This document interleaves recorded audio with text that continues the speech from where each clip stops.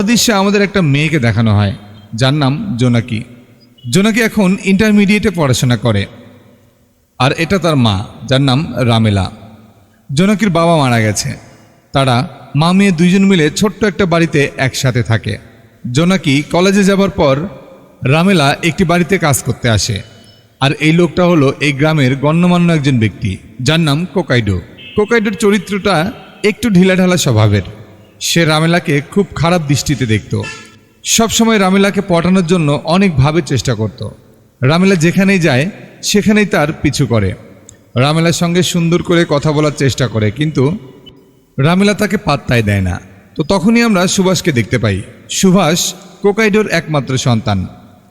আর গল্পের শুরুতে একটা ছেলেকে দেখেছিলাম যার নাম তাপাং। সেই তাপাংই হলো সুভাষের একমাত্র বন্ধু।